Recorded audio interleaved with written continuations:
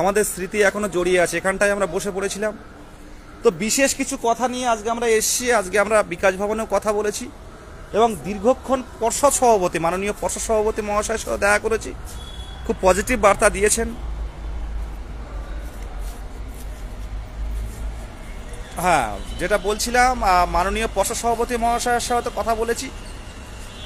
অনেকক্ষণ ধরে আমরা আলোচনা করেছি। আমাদের ধর্নার পর, আমাদের বিকাশ ভবন অভিযানের পর আজকে আমরা আসলাম। স্যার পজিটিভ কথা বলেছেন। 22কে বলেছেন যে সববার নিয়োগ হওয়ার সম্ভাবনা, যেহেতু ভ্যাকান্সি প্রচুর আছে। তো এ বিষয়ে মোহিত কিছু বলুক, আর ডিটেলস আমি পরে বলছি। এটুকু বলতে পারি, যারা ন্যায্য এবং যারা যোগ্য তারা কেউ থাকবে না বসে।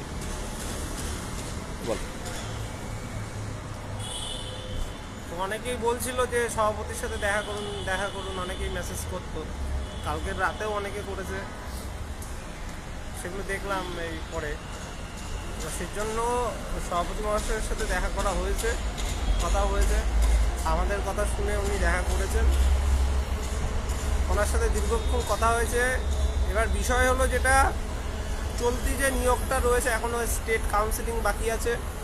একটা প্যানেল বেরিয়ে গেলেই সেটার পরে রিক্রুটমেন্টের নোটিফিকেশান দেবে না পর্ষদে, যেটা বুঝলাম স্ট্যান্ড। তারা পুরোপুরি ওটা মিটিয়ে, চলতি নিয়োগটাকে পুরোপুরি মিটিয়েই আমাদের প্রসেস কিন্তু শুরু করবে। এটা সবাইকে বুঝতে হবে। এটা আগেও অনেকবার বলেছিলাম যে চলতি নিয়োগ যতক্ষণ না হচ্ছে ততক্ষণ একটা সম্ভাবনা কমই থেকে যায়। তো সেটা এখনও বজায় রয়েছে। এদের স্টেট কাউন্সিলিং বাকি আছে, সেটা হবে। তারপরে আমাদের সুপ্রিম কোর্ট যেটা আমাদের বলে দিয়েছে যে 2200-র কাছাকাছি প্রায় সিট, 2000-এর বেশি সিট যে রিজার্ভ করে রাখতে বলেছে 20-22-এর জন্য, এবং 20-22-এর ইন্টারভিউ নিতে বলেছে, 6 সপ্তাহের মধ্যে সুপ্রিম কোর্টে জমা দিতে বলেছে। তো সুপ্রিম কোর্টের অর্ডার যেহেতু রয়েছে, তো সেটা মানতেই হবে এবং পর্ষদ সেই কাজগুলো এখন করবে। এবার আমাদের অবস্থা, যতদিন না নোটিফিকেশন আসছে ততদিন কিন্তু আমরা অথই জলেই রয়েছি। আমাদের ওই জলে কুমির আর পারে হচ্ছে বাঘ, এরকম একটা অবস্থা। কারণ 23 স্টেট হয়ে গেছে, তাদের রেজাল্ট কতদিন আমাদের জন্য আটকে রাখবে বলতে পারছি না। সভাপতি মহাশয় মানে খুব তাড়াতাড়ি করেননি এখনো পর্যন্ত, দেখতে পাচ্ছি যে এখনো অ্যান্সার কি এইসব বেরায়নি। তো কতদিন আমাদের জন্য আটকে রাখতে পারবেন সেটা শিওর তো কিছু বলা যায় না।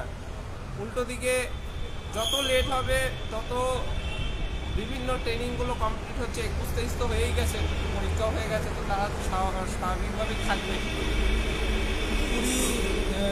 22-24 যারা আছে তাদের ট্রেনিং আবার কবে কি করে কে জানে, বলা যাচ্ছে না। তো অনেক কিছু রয়েছে সামনে, আবার ভোট রয়েছে। তো এই একটা পরিস্থিতিতে আমরা রয়েছি, খুব জটিল পরিস্থিতির মধ্যে রয়েছি। চলতি নিয়োগটা যতক্ষণ না মিটছে পুরোপুরিভাবে, আমাদের কিন্তু মানে রাস্তাটা ক্লিয়ার হচ্ছে না, এটা সবাইকে বুঝতে হবে এবং এটা বাস্তব। আর আমি অনেকবার রিকোয়েস্ট করেছি যে যাই বাধা থাকুক, যে আপনি অন্তত সাবজেক্ট টু আউটকাম করে আমাদের নোটিফিকেশনটা অন্তত দিন। কিন্তু সেটা উনি করবেন না। উনি পুরোপুরি জটিলতা কাটিয়েই একটা নতুন নিয়োগে হাত দেবেন, এরকম একটা মানসিকতা ওনার রয়েছে, যেটা বোঝা যাচ্ছে। উনি 22কে আর মানে ঝুলে থাকতে দেবেন না। আর আজকে কথাবার্তার প্রথমে শুরুতেই যেই কথা নিয়ে আলোচনা হয়েছে, আমরা যখন ঢুকেছি প্রথমেই উনি একটা অর্ডার কপি নিয়ে এসেছিলেন, সেটা হচ্ছে গিয়ে শিল্পী সেনের মামলাটা। সেই অর্ডার কপি উনি নিজেই নিয়ে এসেছিলেন এবং সেখানে লাল কালি দিয়ে বাঁট করে করে নিয়ে এসেছিলেন যে আমাদের বলবে বলে। তো দেখাচ্ছে তোমরা এই কেসে, তোমাদের হয়ে এই কেস করেছে, এখানে লেখা রয়েছে 21 তারিখের মধ্যে এই করা যাবে না, সেই করা যাবে না, ওইসব উনি ওনার কথা বলছিলেন। তো কেসে যেতে বারণ করছেন, এইসব বলছেন। তো আমি বললাম এগুলো তো আমরা করিনি এবং এটা আমরা নোটিফিকেশন আগে করতেও চাইনি, কারণ এমনিই বাদ যাবে।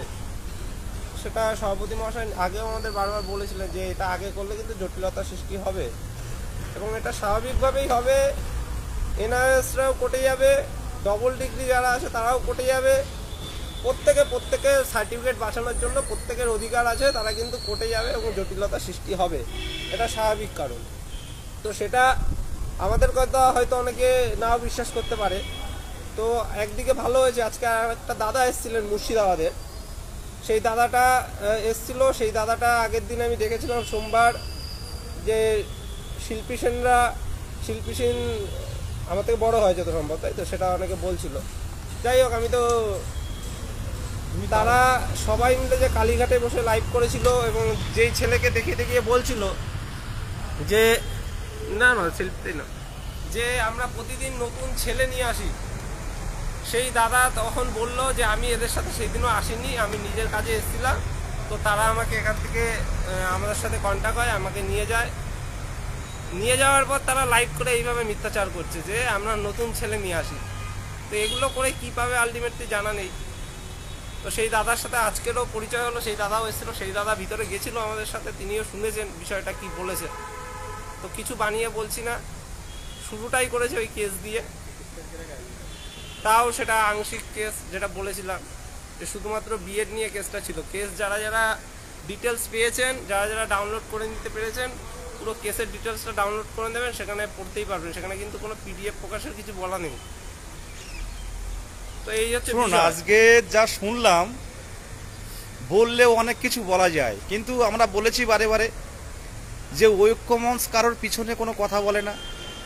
ঐক্যমঞ্চ নিজের পথে নিজে চলে, ঐক্যমঞ্চ অন্যের বিরুদ্ধে কিছু বলে না, ঐক্যমঞ্চ সমালোচনা করে না, ঐক্যমঞ্চ করে আত্মসমালোচনা। সভাপতি মহাশয় আমাদের নিজেদের ভুলটাই আমরা নিজেরাই শুধরানোর চেষ্টা করি। মোহিত বল। উনি আগেই বলেছিলেন, আমি এটা কোর্ট থেকেও সেদিন বলেছিলাম যে আগে থেকে প্রকাশ করলে কেস হবে এবং সেখানে কে বলতে পারে কোর্টের বিষয়, সেখানে স্টে একটা পড়তেই পারে যে আগে কারা 22 স্টেট পাস করছে সেটা বিচারক, তারপরে নিয়োগ শুরু হবে। তো সেই জটিলতার কথা আজকে সভাপতি মহাশয় নিজে থেকেই ওই অর্ডার কপি নিয়ে এসেছিলেন এবং লাল কালি দিয়ে দাগিয়ে সব নিয়ে এসেছিলেন এবং সেগুলো দেখিয়ে বলছে যে তোমাদের তো বলেছিলাম বিষয়গুলো, এইগুলো এখন তো কেস হবে, এনআইএসরা কেস করবে, এই করবে, এগুলো সভাপতি মহাশয় নিজেই বললেন। তো যাই হোক, যা হওয়ার হয়ে গেছে, লড়াইটা এখন করতে হবে এবং বিপক্ষরা অনেকেই দেখছো যে অনেক দিন ধরেই তারা পান তুলেছিল, বিএড থেকে শুরু করে অনেকে, আবার যারা ডবল ডিগ্রি আছে তারাও। তো তারা এখন বলছেও, বিভিন্ন জায়গায় পোস্টও করছে যে আমরা ক্যান ফাইল করবো, আমরা ওই উকিল দেবো, এই করব সেই করব। তো সেই লড়াই এখন চালাতে হবে মানসিকভাবে, যা হওয়ার তো হয়ে গেছে, সবাইকে ঐক্যবদ্ধভাবে সেই লড়াইটা করতে হবে পজিটিভলি। আর আমাদের অনেকগুলো লড়াই চালাতে হবে। আমাদের যেহেতু এখনও নোটিফিকেশন আসেনি, ম্যাটটাকে যদি আটকাতে হয় সুপ্রিম কোর্টে কিন্তু প্রচুর খরচা, সুপ্রিম কোর্টে আমাদের লড়াইটা করতে হবে। আমাদের যে ক্লাস 5-এর বিষয়টা তো রয়েছে, আজকের বিকাশ ভবনে আবার কথা বললাম ক্লাস 5-এর বিষয়টা নিয়ে। হ্যাঁ, আজকে শুধু পর্ষদ সভাপতি না, বিকাশ ভবনে আমরা কিন্তু কমিশনারের সাথে কথা বলেছি, আইএস অফিসার, ওনার সাথে আমরা তুলে ধরেছি যে অন্তত পঞ্চম শ্রেণীটাকে অন্তর্ভুক্ত করে একটা ভ্যাকান্সি দিন, একটা বড় ভ্যাকান্সি দিলে আমরা সবাই এই বেকারত্ব থেকে মুক্তি পেতে পারি। বলো। তো এই সবাইকে বলবো, এই চলতি নিয়োগ যেহেতু এখনো জটিলতা কিছু আছে, মানে কমপ্লিট হয়নি, সেগুলো যতদিন না কমপ্লিট হচ্ছে ততদিন কিন্তু আমাদের রাজপথের লড়াই তো রয়েছে, পাশাপাশি আইনি দিকটাও আমাদের কিন্তু ভাবতে হবে। আমাদের যে ম্যাটটাকে আটকানোর জন্য সুপ্রিম কোর্টে যে লড়তে হবে, কবে কি নোটিফিকেশন আসবে ততদিন তো ঠেকাতে হবে। এছাড়াও বিভিন্ন মামলাগুলো রয়েছে যেগুলো হবে পরবর্তীকালে, যেগুলো বিএড বা এনআইএস, ডিএলএড এরা করতে পারে, সেগুলোতেও লড়তে হবে। তো এই হচ্ছে বিষয়। সুদীপ কিছু বলো, আমাদের সুদীপ কিছু বলো, সুদীপ আছে, সুস্মিতা আছে, একটু বলো। কিছু বলার নেই, সব বিজয়দা মোহিত তো বলেই দিল। সঙ্গে থাকুন আর ধৈর্য রাখুন, দেখা যাক কী হয়। তবে 21 তারিখের আগে নোটিফিকেশান আসছে না, এটা ক্লিয়ার। 21 তারিখের পর দেখা যাক কী হয়, এটুকুই বলার, আর কিছু সেরকম বলার কিছু নেই। সুস্মিতা কিছু বলে। আমরা আজ এসেছিলাম একটা পজিটিভ কিছু বার্তা দেওয়ার জন্যে, যে আলোচনা করে ওনারা যদি কিছু পজিটিভ বার্তা দিতে পারেন আমাদেরকে। প্রথমে এসে একটা ধাক্কা, উনি পুরো একদম যে শিল্পী সেন যে কেসটা করেছে সেই কেসে, ওটা আদৌ পিডিএফ মামলা না, ওখানে কোথাও উল্লেখ নেই যেটা পিডিএফ মামলা, যাই হোক। তো ওটা পুরো মার্ক করে উনি নিয়ে এসেছেন লাল কালি দিয়ে, যে তোমরা তো কেস করেছো, তোমরাই তো করেছো না, এই কেসটা এইভাবে বলছেন উনি বারবার করে। উনি ইন্ডিকেট করছেন তোমরাই তো করেছো, তোমরা যাই হোক, তোমরা যে আলাদা আলাদা গ্রুপ হও আর যাই হোক 22 স্টেটের থেকেই তো করেছো। তো এই তোমাদের এই কেসটার জন্য 21 তারিখের আগে আমরা এটা নিয়ে কিছু ভাবতেই পারবো না, কিছু বলতেই পারবো না। এমনকি তোমরা আন্দোলনেও আসতে পারো না, তোমাদের সে